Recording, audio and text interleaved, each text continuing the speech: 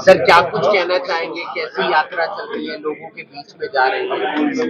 देखिए, यात्रा अब अपने 71वें विधानसभा में है और पहले दिन से और अब तक जिस प्रकार से लोगों का समर्थन मिला है और कांग्रेस के जो कार्यकर्ता इस यात्रा से जुड़े हैं, वही इस यात्रा की मजबूती है। वही कारण है कि ये यात्रा आज इस मुकाम पर पहुंची है कि वो हरियाणा का करीब करीब 80% प्रदेश जो है वो इस पद यात्रा के माध्यम से कवर कर चुकी है।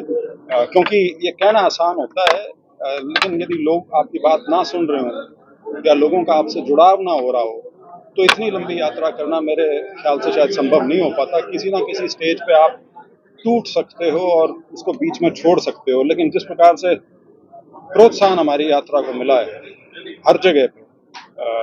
अध्यक्ष आपकी यात्रा में नहीं है, ना झुंझुनू में दिखे, ना नीलूखेड़ी में दिखे, ना करनाल में दिखे। कोई नाराजगी या आना नहीं चाह रहे या कोई बात? मैं किसी का दूसरे का मन पढ़ने में मेरी रुचि नहीं है। मैंने दोनों को निमंत्रण दिया था, दोनों से फोन पर बात की थी, दोनों ने कहा था आएंगे। एक ने थोड़ा सा ये कहा था कि उनके बेटे की कॉन्वोकेशन है, तो हो सकता है आ जाएं, हो सकता है ना आए, लेकिन हमारी यात्रा जो है वो अब कौन आया और कौन नहीं आया इस बहस से बाहर जा चुकी है। ये चीजें शुरू शुरू में तो ठीक है कि कौन आया कौन नहीं आया, क्योंकि एक निराशा का बोध पैदा करने की कोशिश की जाती थी, लेकिन अब उससे आगे जा चुकी यात्रा बहुत पहले, आज से करीब 3-3.5 महीने पहले। आज अनुशासन कमेटी की मीटिंग भी है चंडीगढ़ में, जहां तक मुझे मालूमात है। उन विधायकों पर कार्रवाई भी हो सकती है। आप किस नजरिए से देखते हैं? नो वोट तकरीबन शायद 25% बैठते हैं। हाँ, करीब करीब 1/4। हाँ बिल्कुल, लेकिन देखिए इसमें फर्क है।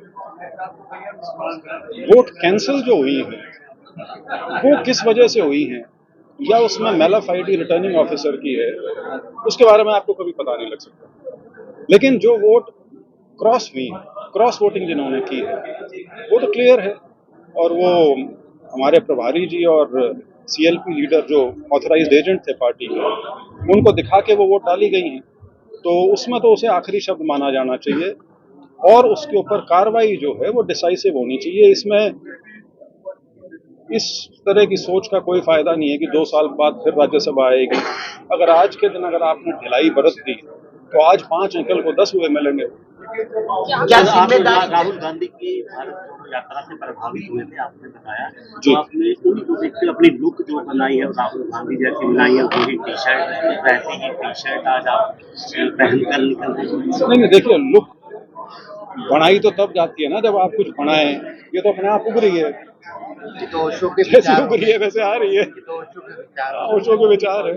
तो सर आपको नहीं लगता कि जो प्रदेश अध्यक्ष है, प्रभारी है या सीएलपी लीडर है, जिनके ऊपर जिम्मेदारी थी इस चुनाव की, क्या उनकी कोई जवाबदेही नहीं है? क्या बड़ी पार्टी यानी कि जो नेतृत्व है वो कुछ नहीं पूछता उनसे? नहीं, मेरा मानना तो ये है कि अब 2 चीजें हो चुकी हैं। एक तो असेंबली का चुनाव पहले और उसके बाद ये लोकसभा का चुनाव। देखिए लोकसभा के चुनाव में करमवीर बौद्ध जी अपनी किस्मत लिखवा के लाए थे और राज्यसभा पहुंच गए। अदरवाइज सेंधमारी तो पूरी हो चुकी थी। तो सेंधमारी यदि पूरी कर दी थी बीजेपी ने, तो स्वाभाविक सा सवाल अगला यही है कि जो जिम्मेवार लोग हैं उनसे भी तो कोई सवाल जवाब होना चाहिए, और मुझे विश्वास है कि कांग्रेस के अंदर खाते हो भी रहा होगा।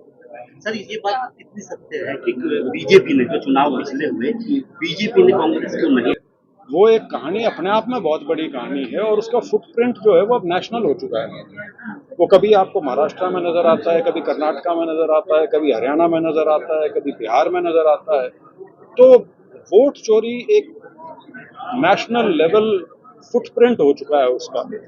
और हरियाणा में जो बीजेपी की जो डिवाइसिव पॉलिटिक्स वो करते हैं, लोगों में एक घृणा या नफरत पैदा करके अपनी वोट जो सेकने का काम करते हैं, वो कहीं ना कहीं सार्थक रही है, कम से कम राजनीतिक तौर पे इलेक्शन में वोट बटोरने के लिए। जो विधायकों के नाम आए हुए हैं सामने, क्या चाहते हैं, कैसी कार्रवाई होनी चाहिए, इस्तीफा या इसके अलावा कुछ?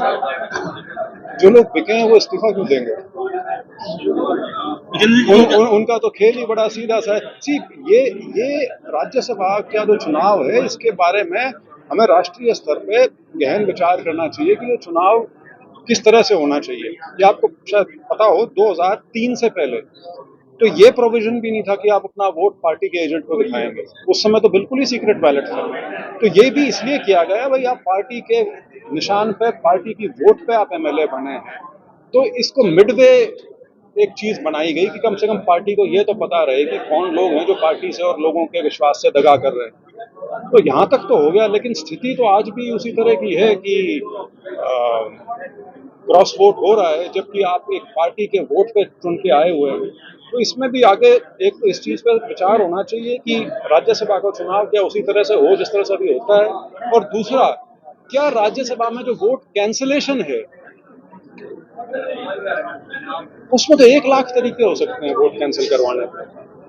मतलब वो तो उससे तमाशा बना है ये सारा का सारा। राहुल गांधी जी आ रहे हैं आपकी यात्रा में कहीं पर? मैंने उनको 12 मार्च को जब मैं मिला था आमंत्रित किया है, और उन्होंने कहा था मैं यात्रा का जो आखिरी पड़ाव जो है इसमें किसी टाइम आऊंगा।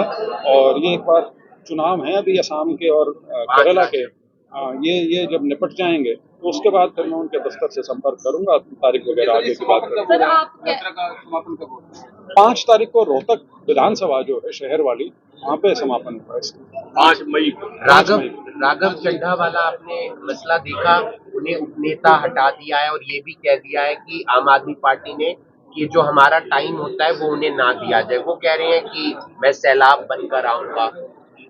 बीजेपी में जाने की सलाह होगी, मैं आगे सलाह बनेंगे शायद वो। भजनलाल जी 2004 में जब चुनाव हुआ, भजनलाल जी 67 सीटें आई थी। भजनलाल जी को नहीं, कांग्रेस पार्टी को 67 लगा, उसके बाद ग्राफ लगातार क्योंकि बहुमत नहीं आ पाया, लगातार गिरा है। क्या कारण रहे होंगे?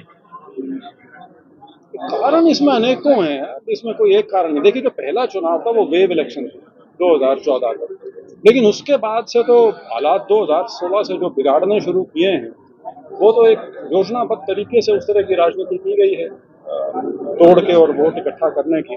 तो और दूसरा ये है कि कांग्रेस में संगठन ही नहीं था। कहीं कहीं FIR का भी डर था। नहीं, FIR के डर से संगठन का क्या लेना देना। आप संगठन यदि पार्टी का नहीं बनाएंगे तो बीजेपी से लड़ेंगे कैसे? क्योंकि जो संगठन के नाम पे हमारे पास था वो तो MLA के दावेदार और उनके जो साथी थे वो थे। तो पार्टी की, कांग्रेस के पार्टी के प्रति लोगों की भावना कैसे जुड़े, या कौन सा दफ्तर है जहाँ वो जाएं, तो दफ्तर ही नहीं था, तो फिर धड़ेबाजी ये वो, तो कमजोरी तो पार्टी में स्वाभाविक तौर पे आ जाती है उसकी। सर आप कह रहे हैं ये कोई स्टॉक मार्केट थोड़ी है जो फिर कोशिश कर रहे हैं, लेकिन ये होने नहीं दिया जाना चाहिए और नहीं होने दिया जाएगा, ऐसा मेरा विश्वास है। क्योंकि एक उम्मीद की किरण तो आई है कि संगठन बना है, और जब वो मनरेगा के विरोध में, मनरेगा का जो नाम और उसका जो स्कीम के अंदर जो बदलाव किए गए उसके विरोध में जो दिल्ली प्रदर्शन किया था चंडीगढ़ विधानसभा, उससे ये दिखता भी है कि संगठन जब बन जाए तो पूरे प्रदेश से जब लोग आते हैं तो उसमें एक अलग जज्बा होता है, पार्टी की एक अलग छवि उसमें उभर के आती है। तो मुझे विश्वास है कि आने वाले समय में धीरे धीरे ठीक हो जाएगा। बाकी आदतें हैं, जाते जाते जाएंगी।